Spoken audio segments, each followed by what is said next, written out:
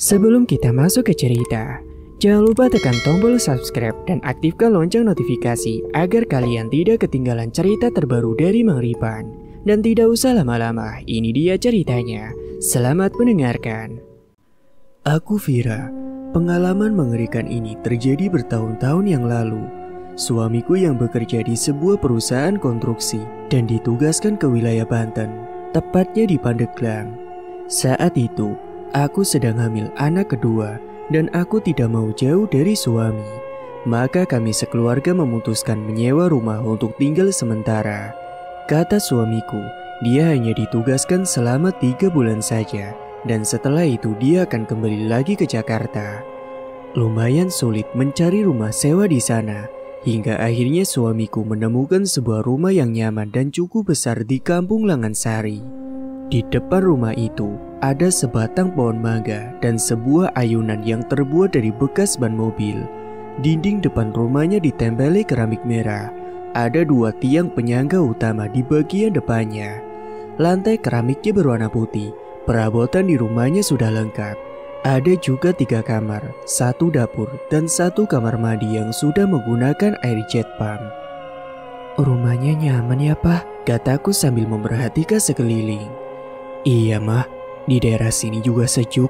Kalau pagi bisa nongkrong sambil mandangin Gunung Pulau Sari. Mah, aku mau main ayunan ya, kata Rani, anak perempuanku. Iya nak, hati-hati ya. Dan tepat di depan rumah memang terpapang jelas Gunung Pulau Sari yang menjadi ikonnya Pandeglang. Betul Pak Handoro, dulu yang pernah sewa di sini juga merasa nyaman Pak, kata Pak Kisur, orang yang punya rumah.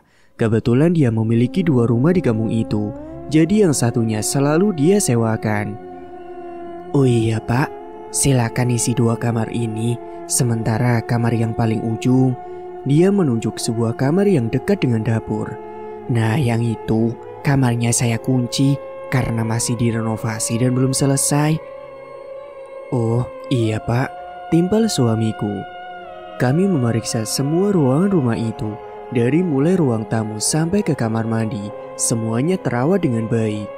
Sebuah kamar yang dekat dengan dapur terkunci dengan rapi, dan aku tidak pernah curiga sedikit pun kalau kamar itu kelak akan membawa petaka bagi keluargaku. Singkat cerita, suamiku sering pulang malam karena lembur. Malam itu dia menelponku minta dimasakkan nasi goreng. Rani, anakku yang berumur 5 tahun sudah tidur pulas. Jam dinding menunjukkan pukul 11 malam. Dan saat aku sibuk memasak nasi goreng di dapur, tiba-tiba seseorang mengetuk pintu. Kulihat dari balik tirai jendela, ternyata itu adalah suamiku. Papa, baru aja aku selesai masak. Aku mencium tangannya. Wangi banget, ujar suamiku sembari mengenduskan hidungnya. Segera kuhidangkan nasi goreng di atas meja. Mas Andro pun makan dengan lahap. Ada kecap gak mah? Ada Pak. Segera kuserahkan botol kecap padanya. Tiba-tiba HP-ku berdering di kamar. Sebentar ya Pak, ada telepon. Kurai HP-ku yang tergeletak di atas kasur. Halo? Halo Ma, maaf aku telang pulat ya. Masih ada urusan di kantor. Gak apa-apa tidur aja dulu, nanti aku bangunin. Dek, aku merasa bingung. Bukankah barusan suamiku sudah pulang? Lalu siapa sekarang yang makan di dapur? Jelas-jelas kulihat dia adalah suamiku. Aku sangat mengenalinya. Bahkan bau parfumnya pun juga sama. Sebelum kujelaskan apa yang sedang terjadi, telepon langsung terputus. Mungkin karena sinyalnya sedang jelek. Suara sendok yang beradu dengan piring dapat kudengar dengan jelas. Dia masih berada di dapur dan makan dengan lahap. Mah, ambilin air minumnya dong. Mah, ngapain sih di kamar? Papa haus nih. Aku beberapa kali menekan nomor telepon suamiku, tapi tetap tidak dapat tersambung. Mah, suaranya tiba-tiba berubah bukan lagi seperti suamiku, lebih menyerupai seorang kakek-kakek. Sambil ketakutan, aku mengintipnya dari balik pintu kamar. Kulihat orang yang menyerupai suamiku masuk ke dalam kamar yang tidak kami tempati. Aneh, aku tahu betul kamar itu dikunci, tapi kenapa lelaki itu masuk dengan mudah? Kulihat bagian bawah kakinya. Astaga, kedua kakinya tidak menyentuh tanah. Keesokan harinya, aku dan suami langsung mendatangi Pak Kisur. Kepadanya kami menceritakan kejadian semalam. Kami mau lihat ada apa di kamar itu, Pak. Iya boleh, mari silakan. Pak Kisur tersenyum dengan ramah. Pak Kisur kemudian membuka kamar itu. Memang benar katanya, ruangan ini masih direnovasi. Keramiknya banyak yang pecah, dindingnya retak, langit-langitnya pun juga bolong. Ruangan itu kosong, tidak ada apa-apa. Semalam istri saya didatangi setan, Pak. Mana istri saya lagi hamil tua? Nada bicara suamiku meninggi. Waduh, setan?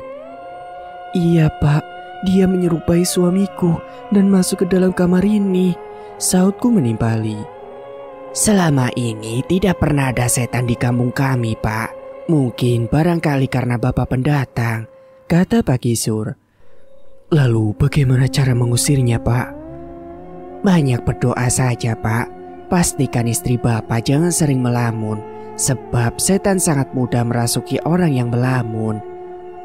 Bapak juga jangan khawatir, saya akan bantu usir setan itu. Caranya, Pak? Nanti sore saya akan kesini lagi. Saya harus lakukan beberapa ritual terlebih dahulu. Dan singkat waktu, sore pun telah tiba. Pak Kisur datang lagi ke rumah. Dia membawa garam yang dibungkus plastik putih. Dia menaburkan garam tersebut ke seluruh ruangan rumah. Bibirnya bergumam membaca mantra yang tidak bisa kudengar. Bukan hanya sekeliling rumah saja, tapi juga halaman rumah. Aku benar-benar tidak menyangka kalau Pak Kisur ini ternyata sakti juga. Dari penampilannya dia seperti orang biasa. Dia sering menggunakan sarung dan baju partai yang sudah lusuh. Juga tidak ketinggalan peci hitam yang sudah kemerah-merahan karena dimakan usia. Setelah garam ditaburkan, dia duduk sila di belakang rumah. Aku dan suami hanya menyaksikan dari balik pintu jendela dapur. Butiran minyak dibakar hingga asapnya mengepul. Pak Kisur lalu berdiri membelakangi pandanganku. Kulihat Pak Kisur tertunduk. Sesekali dia berbicara seperti ada seseorang yang sangat dia segani di hadapannya. Samar-samar ku dengar dia mengucapkan sesuatu. Nuhun, Bah, tutur Pak Kisur sambil mengangguk. Kemudian dia duduk sila kembali membakar kemenyan dan menaburkan garam lagi ke sembarang arah. Aku penasaran dengan siapa dia mengobrol. Hingga sesaat kemudian, dia menghampiri kami sambil tersenyum. Bagaimana, Pak? Aman, Pak. Makhluk gaib itu tidak akan lagi mengganggu keluarga Bapak. Aku pun mengembuskan napas lega mendengar penjelasan dari Pak Kisur. Saat itu aku berharap tidak akan ada lagi kejadian mistis di rumah itu. Namun pada suatu pagi saat aku hendak menyapu halaman rumah, kutemukan banyak kembang kantil berserakan di sekeliling rumah. Dilihat dari bentuknya sepertinya masih segar. Barangkali seseorang menaburnya tadi malam. Aku pun mulai khawatir lagi. Aku takut hal-hal ini menjadi pertanda buruk. Aku sangat terkejut saat melihat kembang kantil bukan hanya berserak di halaman rumah, tapi juga di dalam ruangan. Aku berusaha menyapu kembang-kembang itu, dan yang paling banyak kutemukan yakni di bawah ranjang Rani. Aku semakin khawatir saja. Mah, kok rumah kita banyak sampah? Rani terbangun dan menghampiri diriku. Namanya kembang kantil, sayang. Mama juga gak tahu nih kenapa tiba-tiba banyak kembang. Sebentar ya, Mama bersihkan dulu.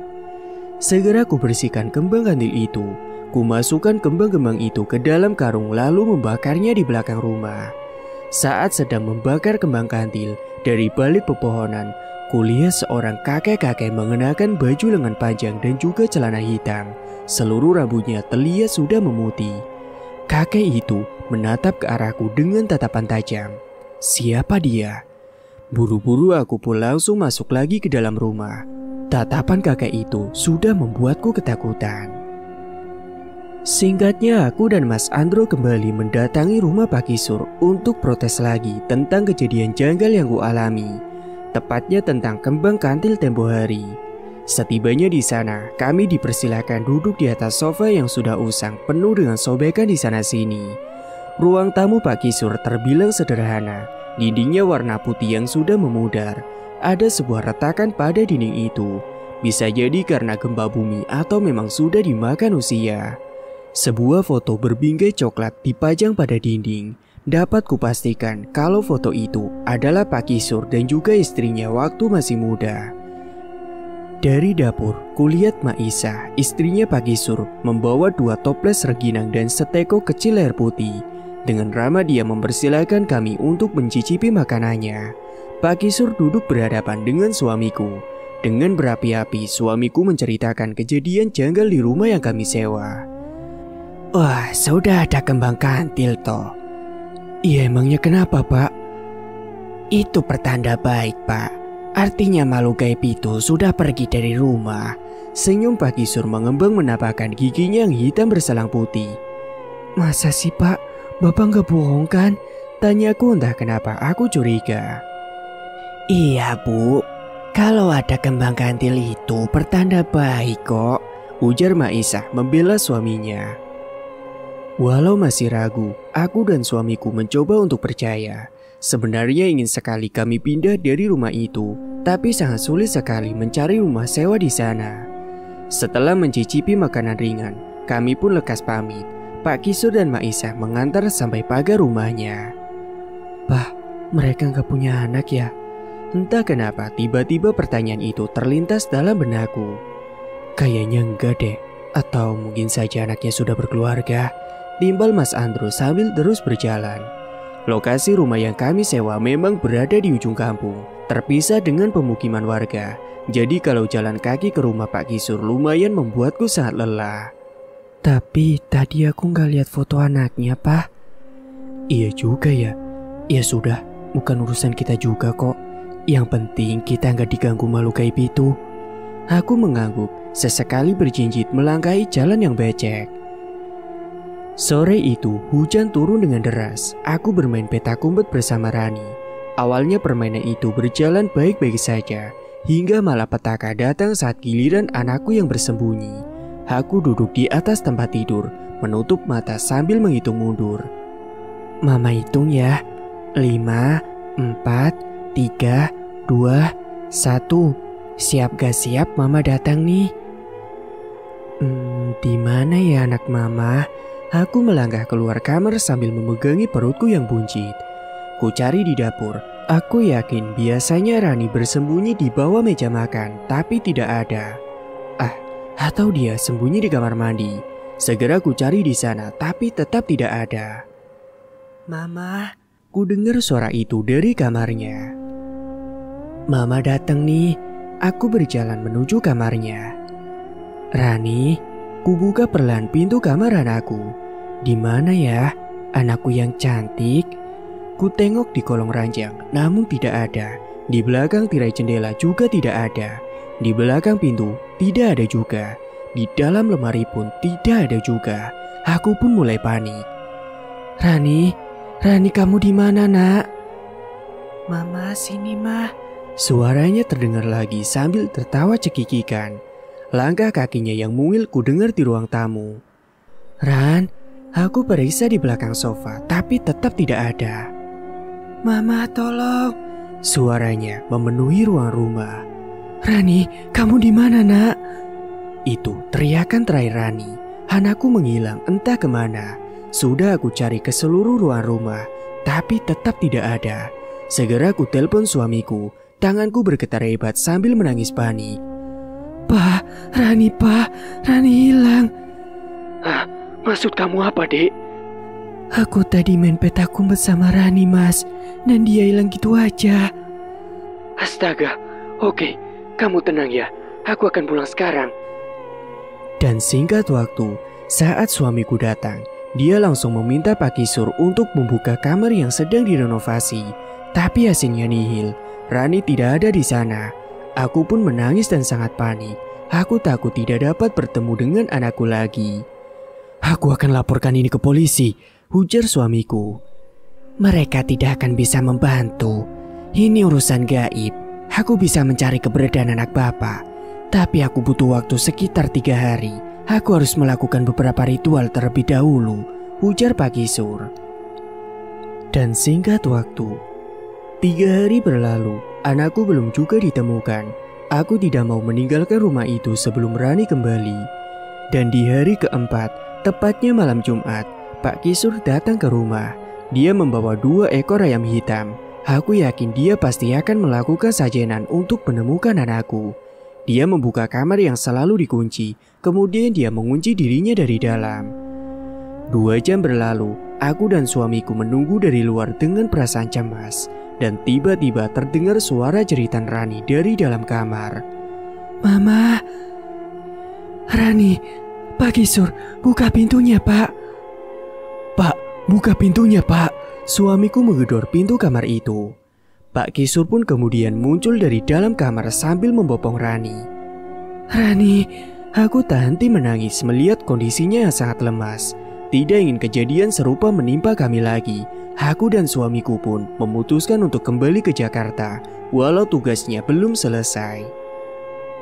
Dan singkat cerita, setelah kami kembali ke Jakarta, kukira semuanya sudah selesai. Tapi ternyata belum. Banyak kejanggalan yang terjadi pada anakku. Aku sering mendengar Rani di kamarnya ngobrol sendirian. Seperti malam itu, biasanya Rani sudah tidur pulas. Aku malah mendengar dia tertawa dan berlarian di kamarnya, seperti sedang bermain dengan seseorang. Rani, aku membuka pintu kamarnya. Kulihat rambutnya acak-acakan, selimutnya tergeletak di lantai. Dia menoleh ke arahku. Iya, Ma. Kamu tadi ngomong sama siapa, Nak? Teman aku, Ma. Teman mana? Tuh, Rani menunjuk ke pojok atas dinding kamarnya. Aku tidak melihat siapapun di sana, tapi sebisa mungkin aku tetap berpikir yang baik-baik. Mungkin anakku sedang berimajinasi. Gak ada kok, Nak. Masa sih Mama gak lihat? Tuh, sekarang dia di belakang Mama loh. Kamu pasti lagi bohongin Mama ya? Aku tersenyum sambil mengelus rambutnya. Jangan sentuh Mamaku. Ranti seperti membentak seseorang. Rani, jangan bercanda kataku dengan wajah ketakutan. Rani gak bercanda, Ma. Emang ada teman aku di sini. Teman, apakah makhluk gaib itu masih mengikuti keluargaku? Aku merasa harus bicarakan hal ini dengan Mas Andro. Kusuruh Rani untuk segera tidur. Pintu kamarnya perlahan kututup. Namun sesaat sebelum pintu sempurna tertutup, kulihat Rani berdiri di atas kasurnya. Kedua kakinya melayang. Rani. Iya, Ma. Dia menoleh ke arahku. Namun aneh, tadi jelas-jelas aku melihat kedua kakinya melayang. Tapi sekarang dia sudah berdiri dan menyentuh kasurnya. Lekas tidur ya, Nak. Kataku singkat dan segera kututup rapat pintu kamarnya. Bukan kejadian itu saja yang membuatku semakin cemas dengan keadaan Rani. Dia juga suka membawa makanan ke kamar dan mengunci pintu dari dalam. Jendela kamarnya juga ditutup rapat, sehingga aku tidak bisa melihat apa yang dia lakukan di dalam kamarnya. Rani, malam ini kita makan barengnya sama Papa. Suatu hari aku memaksanya untuk makan bersama. Gak mau, Ma. Loh, kenapa? Udah lama Mama gak makan bareng sama kamu. Aku memangku tubuh kecilnya dan membawanya ke meja makan. Dia duduk sambil tersenyum ke arahku. Rani suka daging ayam kan? Mas Andro menyodorkan ayam goreng ke piring Rani. Rani masih kenyang, Pa. Mama belum lihat kamu makan seharian loh, Nak. Aku tetap memaksanya untuk memakan daging ayam itu. Dia malah melemparkan daging itu dan membanting piringnya. Kemudian berlari ke kamarnya. Ku dengar suara pintu dikunci. Aku tertunduk. Mas Andro memelukku dari samping. Tenang, nanti kita cari solusinya ya, kata suamiku. Di lain waktu, suamiku belum pulang dari kantor. Tadi sore dia bilang akan lembur sampai larut malam. Di luar hujan sangat deras. Mas Andro sempat menelponku dan meminta dibuatkan nasi goreng. Namun saat hendak memasak, perutku tiba-tiba merasa mulas. Aku menahan perut bagian bawah dengan tangan kanan. Kupanggil berkali-kali Rani untuk mengambilkan handphoneku, tapi dia tidak menyahut, malah terus bermain di kamarnya. Aku pun meringis menahan sakit dan terjatuh terlentang di lantai. Tolong, suaraku parau menahan sakit yang semakin menjadi. hingga terjungkal ke lantai. Rani sama sekali tidak mendengar jeritanku. Dia malah asik tertawa di dalam kamar. Aku pun menarik napas dalam kemudian mengembuskannya. Hingga sesaat kemudian, kulihat Rani keluar dari dalam kamar. Ada yang berbeda darinya. Kedua matanya merah, senyumnya mengerikan, seperti ada yang mengendalikannya. "Wah, aku mau punya adik," kata Rani. Tanpa kuduga-duga, Rani meraih sebuah pisau dari keranjang buah. Dia mendekat ke arahku. "Ayo cepat keluar adik, kakak bantu ya." Dia menyodorkan pisau ke perutku. "Nak, jangan nak." Keringat sempurna membasahi seluruh wajahku. "Cepat keluar adikku, nanti kita main bareng." Mata pisau menyentuh perutku. Kemudian dia menekan pisau tersebut hingga melukai permukaan kulitku. Aku pun berteriak kesakitan sambil menangis. Pisau itu menyayat dari bagian bawah sampai ke atas perut. Darah pun mengucur membasahi lantai. "Tolong!"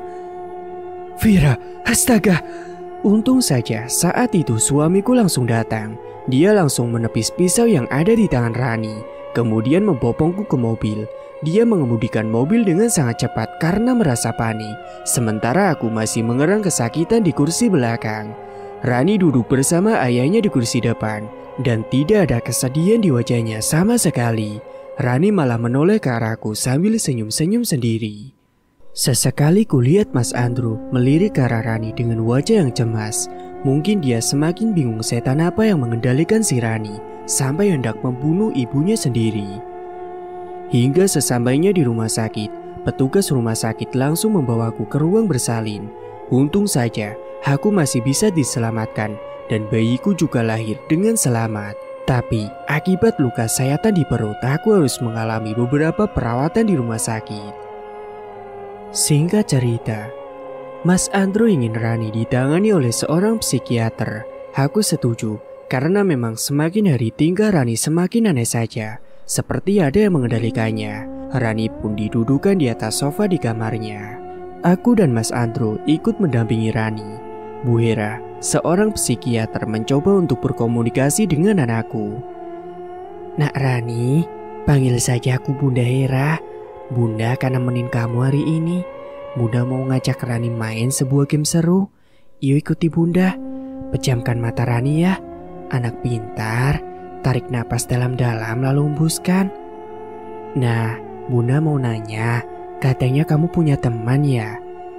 "Iya Bunda." "Siapa dia nak?" "Namanya Danyang." Aku menutup mulut, kaget sekaligus sedih mendengar pengakuan anakku. Jadi selama ini ada makhluk gaib yang sudah mengikutinya. "Dia asalnya dari mana nak?" "Kamar." "Maksud kamu kamar ini?" "Bukan." Tiba-tiba suara Rani berubah menakutkan. Jelas itu adalah suara lelaki dewasa. Mata Rani melotot merah. Dia menghentakkan lengannya. Seketika aku, Mas Andrew dan juga Bu Hera terpental ke belakang hingga menabrak dinding kamar. Dan setelah kejadian itu, Bu Hera tidak mau lagi datang ke rumah. Dia sudah benar-benar ketakutan. Sementara itu tingkah Rani semakin mengkhawatirkan. Seperti sore itu, sengaja ku intip pintu kamarnya yang tidak dikunci. Dan betapa terkejutnya diriku saat kulihat Rani sedang menggigiti leher kucing. Entah dari mana kucing itu dia dapatkan. Dengan buas dia menyobek leher kucing dan darahnya muncrat mengotori tempat tidur. "Rani, kamu apa-apaan?" Kurebut bangkai kucing dari genggamannya. Dia menangis meminta bangkainya dikembalikan. Sekitar mulutnya berlumuran darah. Dan segera ku lempar bangkai tersebut ke dalam tong sampah. Aku langsung menggendong Rani ke kamar mandi untuk memandikannya. Tidak kuasa menahan sedih, air mataku pun meleleh. "Kamu kenapa jadi kayak gini sekarang nak? Mama sedih lihatnya." Aku dan Mas Andrew duduk di ruang tamu. Sementara Rani dan juga Dika, anak bungsuku, sedang tidur siang. Segelas teh kusuguhkan ke hadapan suamiku. Wajahnya terlihat kebingungan. Kami sedang memikirkan keadaan Rani yang semakin parah. Rani bahkan sudah membunuh kucing tetangga. Dia tidak memakan dagingnya, melainkan hanya menghisap darah kucing tersebut. Bahkan, anakku jadi lebih senang memakan tulang ayam yang sudah kubuang ke tempat sampah. "Kita coba ruqyah aja, Mah." Diruqyah, anak kita kan masih kecil, Pak. Aku takut kenapa-napa. Tapi kita nggak punya cara lain, Mah. Tapi, Pak, aku lihat di TV orang yang diruqyah bisa sampai muntah-muntah. Aku takut tubuh Rani belum kuat. Kita coba tanya dulu sama Ustadz Rojudin. Kalau memang bisa, apa salahnya kita mencoba, Mah? Aku tak menimpalinya. Jujur saat itu aku sangat khawatir kalau sampai terjadi apa-apa sama Rani. Mas Andro kemudian menelpon Ustadz Rojudin, seorang ahli ruqyah di Jakarta. Dia menjelaskan beberapa hal aneh yang dialami oleh Rani, termasuk kejadian supranatural beberapa hari lalu. Besok bisa, Tat. Kebetulan saya ada di rumah, kata suamiku. Oke, saya tunggu besok jam 3 sore ya, Tat. Dia pun menutup telepon. Besok kita ruqyah Rani, Mah. Tapi, Pak, percaya sama aku, Rani akan baik-baik aja, Mah. Singkat waktu, sebuah karpet pun digelar. Rani dikerudungi. Aku sangat kasihan padanya. Wajahnya pucat, tubuhnya lemas, tidak ada lagi keceriaan di wajahnya. Setan yang mengendalikan tubuhnya harus benar-benar dikeluarkan. Ustadz Rojudin membacakan ayat Quran dan meniupkan pada kepala anakku. Sontak saja Rani berteriak kesakitan. Pak, cukup, Pak, kataku dengan cemas. Ma, biarkan Ustadz menyelesaikan ruqyahnya. Kamu mau anak kita sembuh, kan? Tapi aku kasihan sama Rani, Pak. Lebih kasihan lagi kalau dia terus-terusan diikuti setan, Ma. Rani menjerit-jerit kemudian memuntahkan lendir berwarna merah. Dia berdiri sambil menampakkan wajah marah. Siapa kau? Jangan ganggu aku. Rani lagi-lagi mengeluarkan suara lelaki dewasa. Keluarlah dari tubuh anak ini, ujar Ustadz Rojudin. Tidak, aku tidak akan keluar dari tubuh anak ini, bentak si Rani. Aku menangis terisak di pelukan suamiku. Ustadz Rojudin meraih segelas air putih di hadapannya. Disemburkannya air itu pada wajah anakku, membuatnya tiba-tiba jatuh tidak berdaya. Sebenarnya memang ada makhluk gaib yang mengikuti anakmu, Pak, kata Ustadz Rojudin. Apa sekarang makhluk itu sudah pergi dari tubuh anakku, Tat? Iya, dia sudah keluar. Perbanyak berdoa dan membaca Al-Quran agar anak Bapak terhindar dari gangguan makhluk gaib. Iya, Ustadz, kami akan lakukan. Setelah selesai, Rani pun dibopong ke atas tempat tidurnya. Dia tidak sadarkan diri. Kata Ustadz Rojudin, itu adalah hal biasa. Nanti ketika Rani bangun, dia akan sehat kembali karena makhluk gaib sudah pergi dari dalam tubuhnya. Seusai arahan Ustadz Rojudin, jam 3 malam aku sengaja bangun untuk sholat tahajud. Aku senang Rani tidur dengan pulas. Dia tidak lagi tertawa-tawa dan bahkan bermain sendiri tengah malam. Kugelar sajadah di ruang tamu, kukenakan mukena, dan perlahan aku mencoba untuk khusyuk. Tapi saat masih rakaat pertama, ku dengar pintu terketuk. Langkah kaki mendekat ke arahku. Sebisa mungkin aku berusaha untuk tetap khusyuk. Pikirku mungkin Rani terbangun dari tidurnya. Saat aku memasuki rakaat kedua, langkah kaki itu menghilang. Aku tidak lagi mendengarnya lagi. Dan entah dari mana datangnya, saat ku bangun dari sujud, tiba-tiba Rani sudah berdiri di hadapanku sambil tersenyum mengerikan. Bahkan sorot matanya terkesan sangat tajam. Aku pun terkejut hingga terjungkal ke belakang. Rani, kagetin aja kamu, Nak. Mama kan lagi sholat, Nak.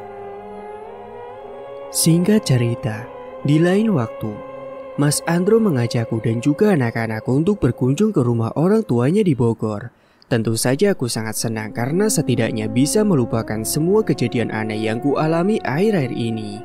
Rumah mertuaku terbilang cukup nyaman. Ada 2 batang pohon rambutan yang rindang di depan rumahnya dan juga halaman kecil yang ditumbuhi rumput hias. Setibanya di sana, Bu Fatimah, nama mertuaku, menyambut kedatangan kami di depan pintu rumahnya. Di rumah sederhana itu hanya tinggal dia seorang diri, sedangkan Pak Husen, suaminya, sudah lama meninggal. Rani, apa kabar sayang? Sapa mertuaku dengan ramah. Rani pun langsung memeluk neneknya. Rani kangen sama nenek. Bu Fatimah mengusap rambut Rani dan mencium pipinya. Seperti biasa, kami memang lebih suka lesehan di beranda rumah sambil menggelar tikar ketimbang duduk di sofa ruang tamu. Mas Andro kemudian membawa sesisir pisang Ambon dan seteko air putih dari dapur, kemudian menyuguhkannya. Rani mau pisang, nak? Bu Fatima mencomot pisang itu dan memberikannya pada Rani. Enggak, Nek.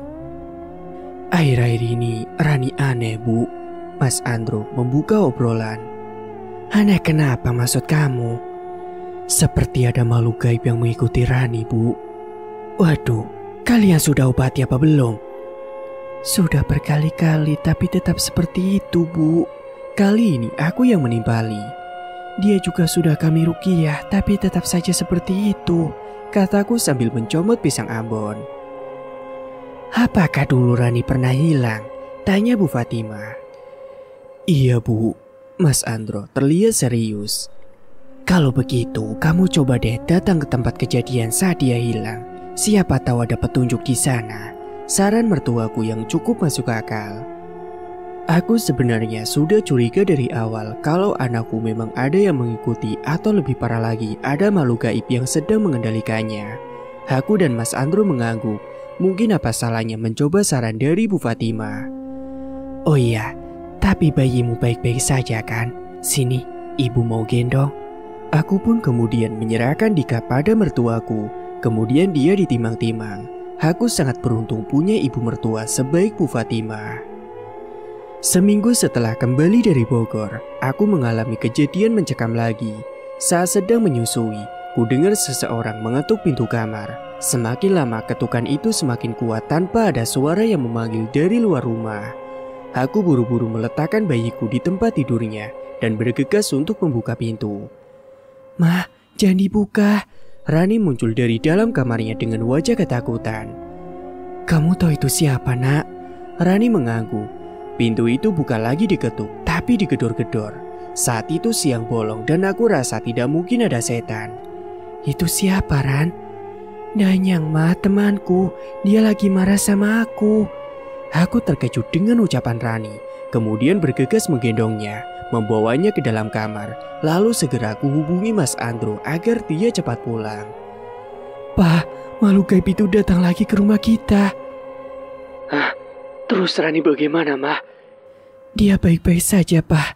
Sudah kubawa ke kamar.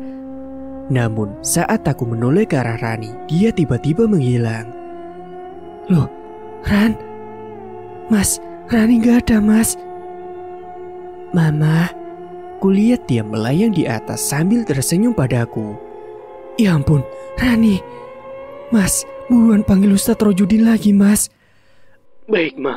Kamu jangan panik dulu, tetap tenang ya, Ma. Kulihat Rani masih melayang di atas sambil melambaikan tangan padaku. Ma, ayo sini main sama Danyang. Dia udah baikan sama aku, Ma. Hingga sesaat kemudian, teleponku berbunyi kembali. Ma, Ustadznya meninggal kemarin. Astaga, aku pun menutup mulut. Ya udah, Pak. Kalau gitu Papa cepat sekarang pulang. Oke, Ma. Kamu tenang dulu. Jangan panik. Papa udah di jalan nih. Hingga sesaat kemudian, benda-benda kecil dalam kamarku terpental ke sembarang arah. Aku berusaha melindungi bayiku dari benda-benda tersebut. Rani malah tertawa terbahak-bahak melihat kepanikanku. Cukup, nak, turun. Bawa adikku ke sini, Ma. Jangan, Ran, jangan. Cepat berikan adikku, Ma. Ucapnya dengan suara yang berbeda. Dia marah lalu berteriak membuat cermin di kamar pecah berantakan. Segera ku bawa bayi keluar dari kamar untuk menghindari pecahan kaca. Aku tidak berani masuk ke dalam kamar sampai Mas Andro pulang di rumah. Hingga sesaat kemudian Mas Andro pun datang dengan tergesa. Dan dengan hati-hati kami memeriksa kamar. Di sana Rani sudah terkapar tidak sadarkan diri di atas lantai kamar. Sementara kondisi kamarku sudah berantakan tidak berubah. Singkat cerita, di lain waktu, aku mendapatkan sebuah isyarat dari mimpiku, tapi aku tidak mampu untuk menafsirkannya. Dalam mimpi itu, ada Pak Kisur dan istrinya sedang berada di ruang tamu, tepatnya di rumah yang pernah ku sewa. Dia memeluk istrinya dari belakang sambil menciumi pipinya. Mereka tampak masih muda. Foto-foto pernikahan berwarna hitam putih terpajang di ruangan itu. Semoga kita cepat dikaruniai seorang anak ya sayang, kata Pak Kisur. Iya, Aku mau anak kita perempuan, jawab Maisa. Lucu juga ya kalau punya anak perempuan. Pak Kisur kembali mencium pipi istrinya. Namun setelah itu tubuhku seperti masuk ke dalam kumparan cahaya yang sangat menyilaukan mataku. Dan pada sebuah waktu yang antah berantah, aku melihat Pak Kisur yang sudah menua. Dia masuk ke dalam sebuah kamar yang dulu sering dikunci. Itu adalah kamar misterius. Dia membawa sajenan seperti buah-buahan, ayam hitam dan juga nasi kuning. Dari dalam dinding kamar muncul sesosok makhluk mengerikan. Badannya tinggi besar penuh dengan bulu hitam, bertaring tajam dan kukunya juga panjang. Abah, tolong berikan hamba keturunan, kata Pak Kisur sambil tertunduk.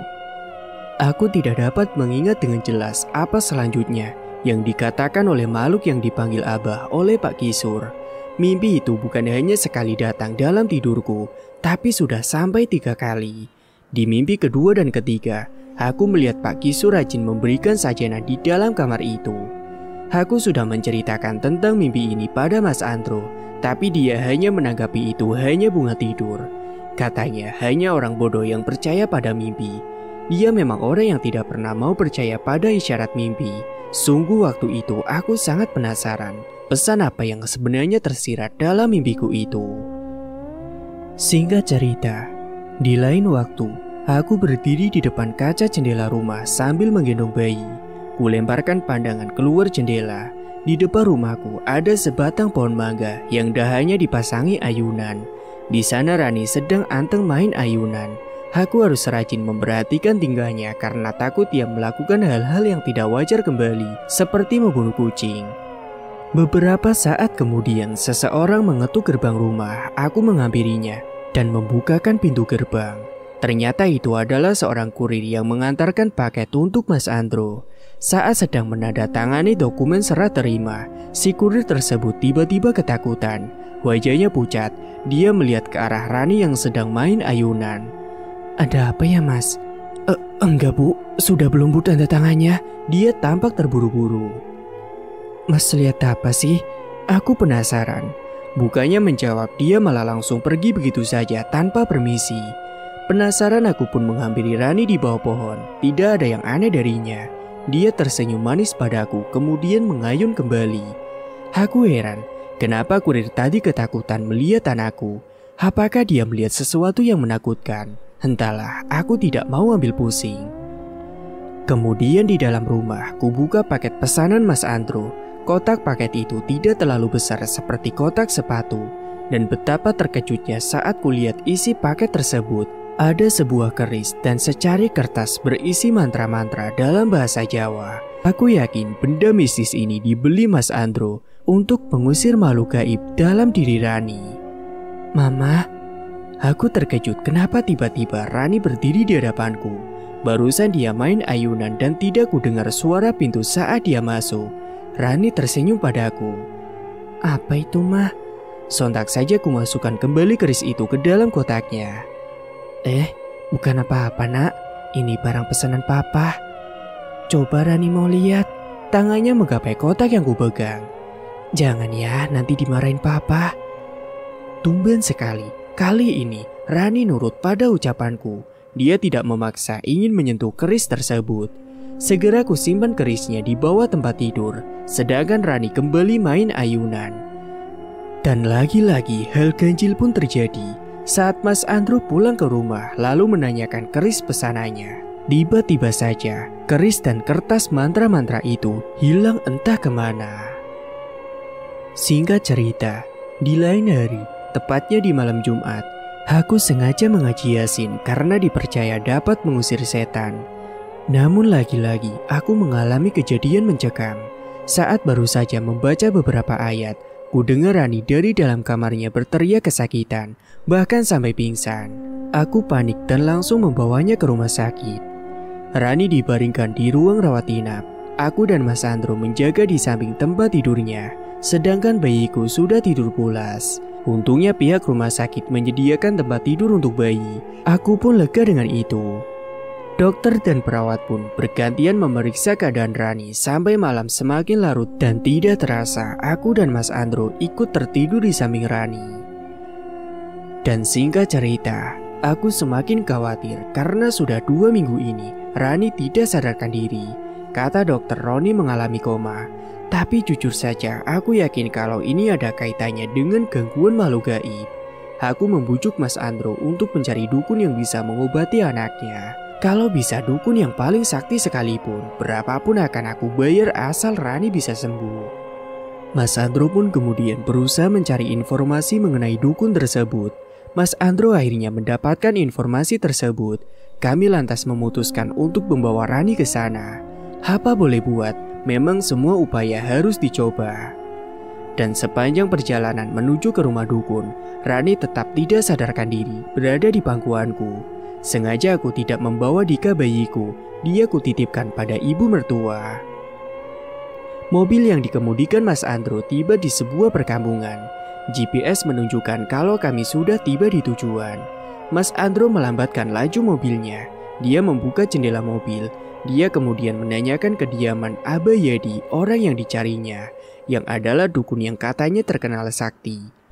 Dan salah seorang lelaki berbaju partai menunjukkan rumah Abah Yadi. Katanya tinggal lurus saja ke ujung kampung, dan rumah Abah Yadi berada tepat di tikungan. Sebelum rumah panggungnya sudah usang, ada seekor anjing yang sedang tidur di kolong rumah tersebut, dan suara deru mobil kami pun membangunkan mereka. Kami keluar dari mobil. Mas Andro dengan wajah cemas membopong Rani. Aku mengetuk pintu rumah Abah Yadi, berharap Abah Yadi sedang ada di rumah. Setelah 3 kali ketukan, ku dengar suara lantai bambu bertecit. Itu pasti langganya. Pintu kemudian dibuka. Nampaklah seorang kakek tua yang giginya sudah tanggal semua. Dia nyengir pada kami lalu mempersilahkan kami untuk masuk. Kemudian tikar pandan pun digelar. Ruang rumah itu sangat sederhana, hanya ada TV tabung 14 in yang diletakkan di atas lemari kayu yang sudah usang. Ada sarang laba-laba yang menjuntai di dalam lemari tersebut, mungkin saja jarang dibersihkan. Belum saja aku cerita tentang keluhan, dia sudah terkejut duluan, seperti ada yang membisik di telinganya. Dia mengangguk-angguk tanpa sebab. Tentu saja aku dan Mas Andro saling bertatapan karena merasa heran Abah Yadi ini sedang kenapa. Kami tidak berani membuka obrolan karena Abah Yadi masih terlihat seperti mendengarkan sesuatu. Aku mau jujur saja soal anak kalian. Iya, kenapa, Bah? Dari semenjak kalian pulang dari Pandeglang, dia sudah meninggal. Aku dan Mas Andro terkejut bukan main saat mendengar penjelasan dari Abah Yadi. Yang benar saja, Bah, anak kami masih hidup. Abah lihat dia masih bernapas kan? Malah dibilang sudah meninggal. Bagaimana sih, Bah? Jelas saja aku marah. Abah Yadi menarik napas dalam lalu mengembuskannya dengan pelan. Dia masuk ke dalam kamar. Hingga sesaat kemudian, dia muncul lagi dengan membawa sebuah wadah berisi kembang warna-warni. Dia meminta Mas Andro untuk membaringkan Rani di atas tikar. Kembang tersebut lalu ditaburkan ke seluruh tubuh Rani. Hingga sesaat setelah itu, tubuh Rani pun bergetar. Kedua matanya melotot. Aku dan Mas Andro pun langsung panik. Bah, kenapa ini, Bah? Tenanglah, kata Abah Yadi. Selang beberapa detik, Abah meminta Mas Andro untuk menyentuh tubuh si Rani. Namun tubuh itu tidak dapat disentuh. Seperti ada bias pelangi yang terlihat, namun tidak dapat direngkuh. Ini adalah roh anakmu. Dia benar-benar sudah meninggal dan juga gentayangan. Roh Rani tidak mau jauh dari orang tuanya, ujar Abah Yadi. Aku dan Mas Andro pun menangis. Kami tidak kuasa melihat apa yang terjadi dengan Rani. Lalu siapa itu Danyang yang kata Rani jadi temannya? Tanyaku sambil menangis. Dia adalah demit penghuni rumah yang pernah kalian sewa. Dia memang akrab dengan Rani, tapi dia tidak akan membahayakan kalian. Mas Andro masih berusaha merengkuh tubuh Rani, tapi tetap saja tidak bisa. Rani memang sudah meninggal. Ada hal yang harus kalian ketahui. Aku melihat ada seseorang yang melakukan ini semua, kata si Abah Yadi. Mendengar hal itu, aku dan Mas Andro seketika menatap wajah Abah Yadi. Sesaat kemudian kami pun saling pandang. Siapa, Bah?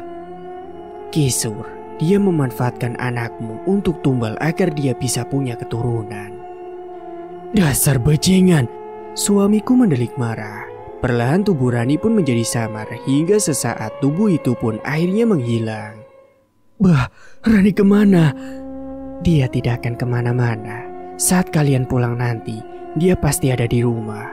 Roh Rani enggan jauh dari kalian. Dan benar saja, saat kami tiba di rumah, Rani sudah anteng di atas ayunan.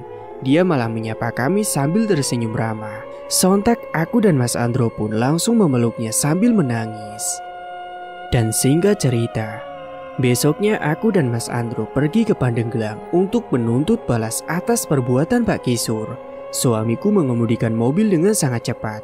Dia tidak sabar ingin memberi pelajaran pada lelaki tua itu. Sialnya sesampainya di rumah Pak Kisur, dia dan istrinya sudah tidak tinggal di sana lagi. Kami malah menjumpai orang yang berbeda. Oh, semenjak istrinya hamil, Pak Kisur pindah rumah entah kemana, Pak. Dan rumah ini sudah kami beli, kata seorang bapak parubaya yang menjadi pemilik baru rumah Pak Kisur. Kalau rumah yang satunya lagi, Pak? Wah, kalau rumah itu terbengkalai, Bu. Gak tahu dijual atau enggaknya.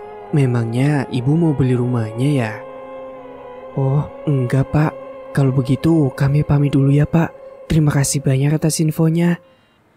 Kami langsung menuju ke rumah yang dulu pernah kami sewa. Keadaannya sangat tidak terurus.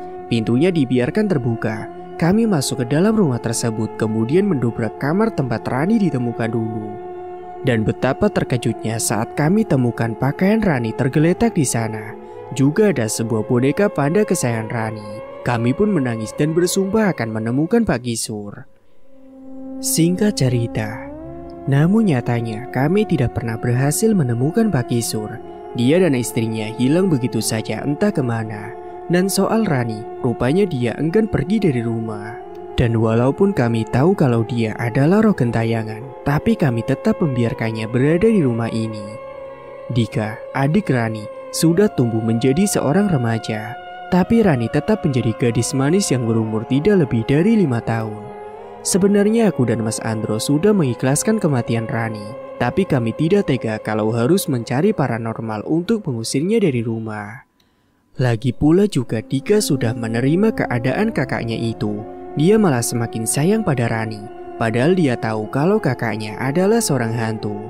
Dika tidak pernah takut dengan Rani. Malahan sekarang yang terlihat seperti seorang kakak adalah Dika karena tubuh Rani tidak tumbuh dan berkembang. Setiap malam aku mendengar Rani bermain dengan teman gaibnya di dalam kamar. Suara tawa Rani sangatlah khas sekali. Terkadang dia mengeluarkan suara wanita, kadang juga suara lelaki tua. Aku juga sudah maklum karena dia bukan manusia lagi. Rani juga suka merengek ingin darah ayam segar dan tulang belulang hewan seperti sapi dan kerbau. Aku sempat membaca sebuah artikel yang menerangkan kalau makhluk gaib memang suka pada darah dan juga tulang hewan. Mau darah lagi, Ma? Kata Rani saat sarapan pagi. Kulihat darah di piringnya sudah habis tidak bersisa. Kalau dia minta darah, mau tidak mau harus kami turuti. Sebab kalau tidak dia akan marah dan mengacak-ngacak isi rumah. Punya anak seorang hantu memang tidak pernah terpikir dalam benakku. Anak tetaplah anak, walaupun berbeda alam, kasih sayangku sangat besar kepada si Rani. Hingga pada suatu hari, Mas Andro menghampiriku. Mah, sampai kapan kita mau seperti ini terus? Maksud kamu apa, Pak? Rani sudah meninggal bertahun-tahun lalu. Papa yakin, kalau kita relakan dia pergi, dia pasti lebih tenang di alamnya. Mau bagaimanapun aku sayang sama dia, Pak. Aku tidak peduli kalau dia pun hantu. Aku tetap sayang sama dia, kataku dengan air mata yang mulai basah. Kalau sayang sama anak kita harus merelakannya, Ma. Biar dia tenang di alam sana.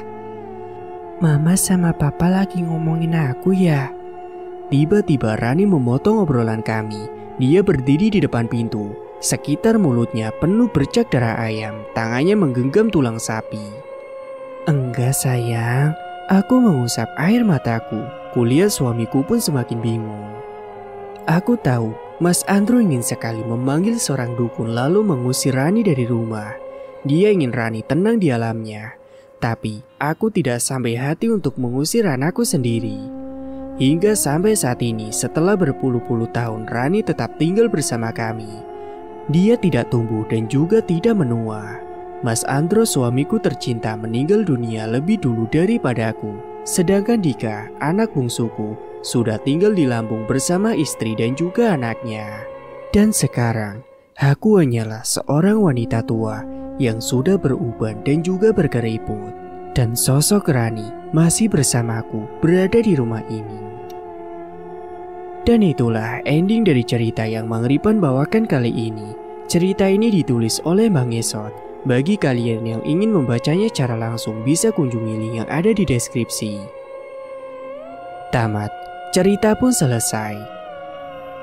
Dan itulah cerita yang Mang Ripan bawakan kali ini. Terima kasih bagi kalian yang sudah menyimak cerita sampai akhir. Dan jangan lupa nantikan cerita terbaru lainnya yang akan Mang Ripan bawakan. Semoga kalian semua sehat selalu di sana, agar tidak ketinggalan updatean dari Mang Ripan. Dan sampai jumpa lagi di cerita berikutnya.